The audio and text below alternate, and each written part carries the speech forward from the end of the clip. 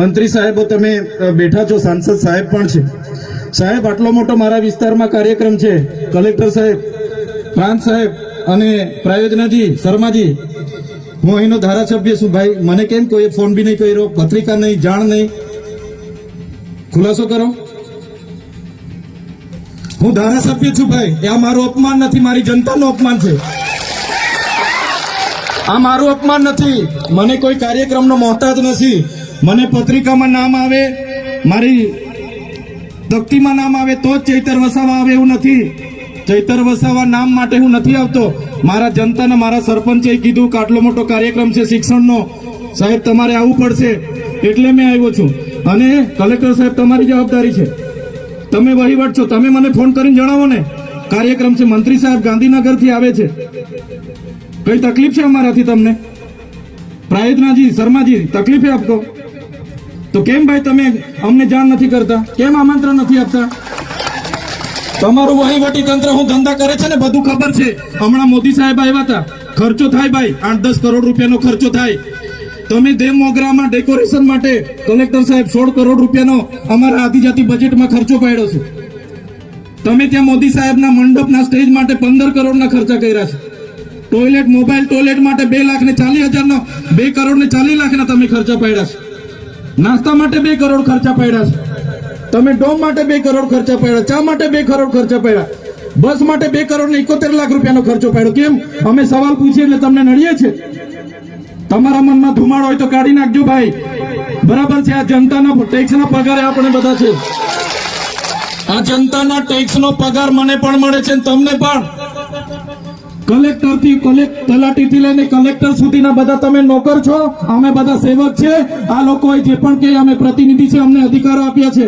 તમે અમને કેમ અહીંયા બોલાવ્યા નથી? ના સાહેબ, અમારે વિદ્યાર્થીઓ અમને કેવું પડે છે. અમને કઈ, તમે દર વખતે ચિકદામાં કીધું, દર વખતે આ જ પ્રશ્ન ઉભો કરો છો, દર વખતે આ જ પ્રશ્ન ઉભો કરો છો. ઓ ભાઈ, ધારાસભ્ય છું, લોકોએ મને ચૂંટ્યા છે, મને આમંત્રણ જોઈએ ભાઈ. આ કોઈના પૈસાથી આ બિલ્ડિંગ નથી બની, તમારા ઘરના પૈસાથી બની છે. અરે વિષય પર તો મને આમંત્રણ કેમ નથી આપ્યું?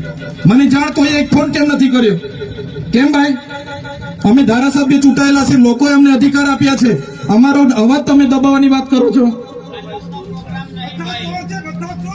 અમને કેમ નથી આમંત્રણ આપ્યું? તમે તમારે આમંત્રણ આપવું જોઈએ ને અમને.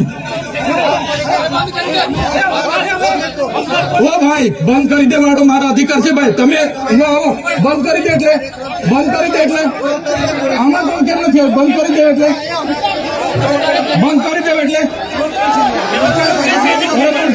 એટલે આમંત્રણ આપવું જોઈએ ને તમારે.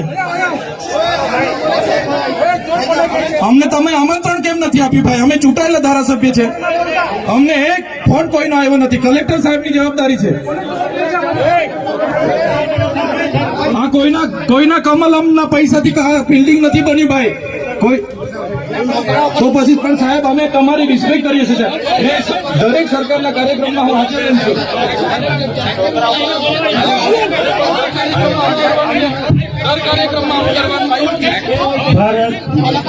ભાઈ ચલો શાંતિથી બેસી જાઓ, બધા બેસી જાઓ.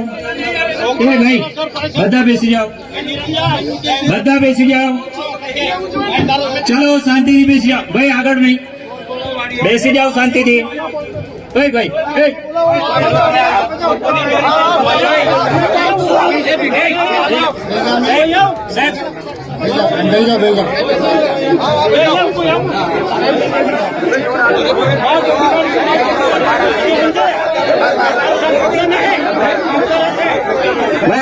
ચાલો ભાઈ, પોલીસ ડિપાર્ટમેન્ટ સાઈડ પર આવી જાઓ.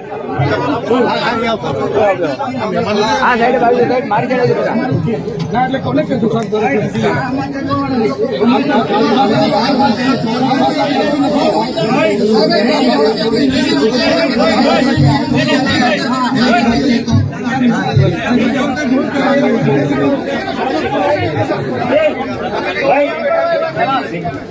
હાલો, આપણે શાંતિ રાખીએ છીએ ભાઈ. આ શિક્ષણનો શિક્ષણ એ બધા માટે જરૂરી છે અને શિક્ષણનો કાર્યક્રમ છે. આપણે બધા ખૂબ શિક્ષિત છીએ ત્યારે આ સ્ટેજ પર આવ્યા છે. આપણે પણ એ જગ્યાએ હતા કે જે આપણા બાળકો બેઠા છે ત્યાંથી ભણતા એ આખો સમાજ આજે આ સ્ટેજ પર શિક્ષણ થકી આવ્યો છે. બિલકુલ શાંતિ રાખીએ અને આપણી વચ્ચે આપણા માનનીય સાંસદ સભ્ય શ્રી મનસુખભાઈ વસાવા સાહેબને હું વિનંતી કરું છું, મહેરબાની કરીને પ્લીઝ કોઈ પણ તમે ભાઈ બે ઘડી એક શબ્દ આપણો આગ લગાડે એવું નહીં, શાંતિ રાખો. આ શિક્ષણનો છે. અહીંયા જે ડિગ્નિટીઝ છે, આપણા માનવંતા સાહેબો છે, આપણા ધારાસભ્ય હોય કે આપણા સાંસદ સભ્ય હોય, એ આપણા માનવંતા છે. એમની વાત સાંભળો, સમજો, ગમે તેમ બોલવાનું નથી આપણે. અને આ શિક્ષણનો કાર્યક્રમ છે. આદરણીય મનસુખભાઈ વસાવા સાહેબને હું વિનંતી કરીશ તેમના વિચારો રજૂ કરવા માટે.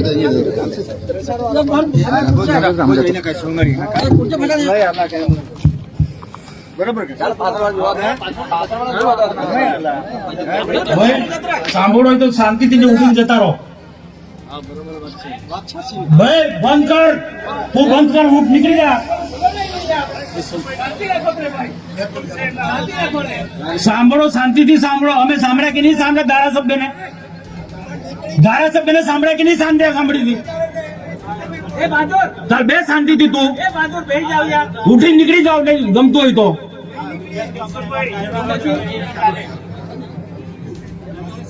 ભારત માતા કી ભારત ભાઈ તમે નીકળી જાઓ, બાદ ઉભા રહો.